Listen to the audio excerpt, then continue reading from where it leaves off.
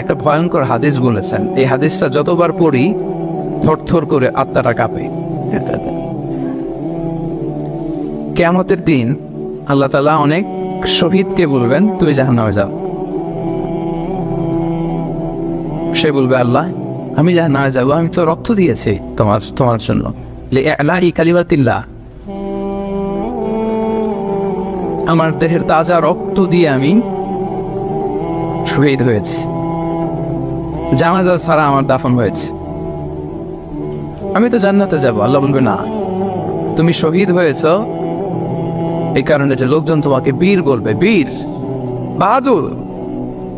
তো দুনিয়াতে তো তোমার বাহাদুর বলছে, তো তোমারে বিশাল যোদ্ধা ছিল, বাহাদুর ছিল, এই খেতাব তো তুমি পেয়েছো, আমার কাছে কিছু নেই, জাহান্নামে যাও, go to the hell fire. অনেক দানশীলকে আল্লাহ বলবে জাহান্নামে যাও। সে বলবে আল্লাহ আমি জাহান্নামে যাব, আমি তো মসজিদ, মাদ্রাসা, এতিমখানা, বৃদ্ধাশ্রম এমন কিছু নাই যে বাকি রাখছি, শত শত মসজিদ আমি করেছি, আমি কেন জাহান্নামে যাব? আল্লাহ বলবে না, তুমি দান করেছিলে এই জন্য যে লোকজন তোমার দানশীল বলবে, দানবীর বলবে, আদেম তাই বলবে, ওটা তো তোমাকে বলা হয়েছে, জাহান্নামে যাও, আমার কাছে কি চাও, go to the hell fire. সেদিন আল্লাহ তাআলা অনেক আলেমকে ডাকবেন, অনেক দাঈদেরকে ডাকবেন, অনেক দুআত ইলাল্লাহদের তিনি ডাকবেন। Because of Allah, you never know, but we know. And then, we know. সেদিন অনেক দুআত ইলাল্লাহদেরকে ডেকে আল্লাহ বলবেন যে তুমিও জাহান্নামে যাবে। সে বলবে আল্লাহ কেন? আমি মানুষকে কোরআন শিখিয়েছি, আমি মানুষকে হাদিস শিখিয়েছি, আমার কথা শুনে অনেক নামাজ পড়েছে, আমার কথা শুনে অনেকের দাড়ি রেখেছে, আগে সুদ খেত, আমার কথা শুনে সুদ বন্ধ করেছে, আমার কথা শুনে তো আল্লাহ এরা নামাজি হয়ে গিয়েছে। দ্য এন্টায়ার সোসাইটি সুদ বন্ধ করেছে, নামাজ ধরেছে, তারা ফরজ যাকাত দিত, আমি কেন জাহান্নামে যাব? তাহলে বলবেন তুমি এই দাওয়াতি কাজ করেছো, লোকজন তোমাকে বড় আলেম বলবে, লোকজন তোমাকে বড় সেলিব্রিটি বলবে, লোকজন তোমার নামে তাকবীর দিবে, তোমাকে বড় আলেম বলবে, বড় দাঈ বলবে। এটা তো বলা হতো তোমাকে দুনিয়াতে, আল্লামা বলে ডাকা হতো তোমাকে, বাহারুল উলুম বলা হতো তোমাকে, জ্ঞানের সাগর, অনেক বড় দাঈ, অনেক বড় সেলিব্রিটি তোমাকে বলা হতো এই দুনিয়াতে।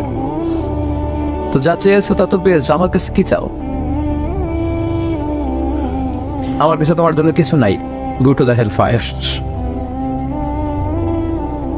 তুমি জাহান্নামে যাবে। আল্লাহ এরকম আলেম হওয়া থেকে আমাদেরকে তুমি বাঁচাও। আল্লাহ লোক দেখানো মানসিকতা, এই শো অফ থেকে আল্লাহ তুমি আমাদেরকে হেফাজত করো। তাহলে 4 নম্বর যে রোগ আমরা চিনে ফেলছি না, এটার নাম কি? রিয়া। নামাজ পড়তেছি, মানুষ আমার বড় মুসল্লি বলে, হজ করে আসছি যেন আমার নামের আগে আলহাজ লাগায়,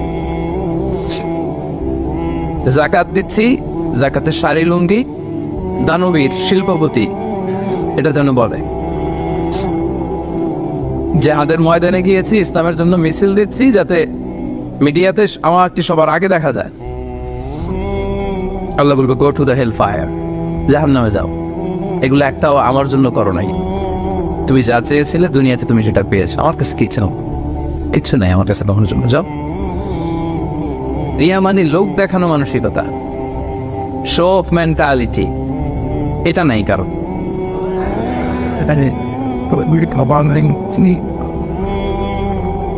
এটাও আছে।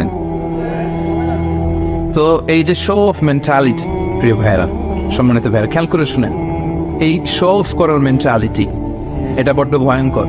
লৌকিকতা, লোক দেখানো মানসিকতা, এবং সোশ্যাল মিডিয়ার কারণে এই ব্যাপারটা আরো ভয়ঙ্কর হয়ে গিয়েছে। নানা কারণে ভালো কাজগুলো শেয়ার করতে হয়, বিভিন্ন ইভেন্ট শেয়ার করতে হয়, কিন্তু জায়গাটা বড্ড পিচ্ছিল।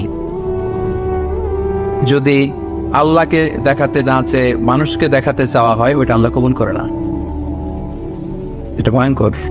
সুনানে ইবনে মাজাহ হাদিস, সাহাবারা দাজ্জালকে নিয়ে ভয় পাচ্ছিলেন, দাজ্জালের আলোচনা করতেছিলেন। রাসূল সাল্লাল্লাহু আলাইহি ওয়াসাল্লাম আসলেন, এসে বললেন, আমি কি তোমাদেরকে দাজ্জালের চাইতে বড় একটা ফিতনার কথা বলবো না? সাহাবারা বললেন, বলা ইয়া রাসূলুল্লাহ, বলেন।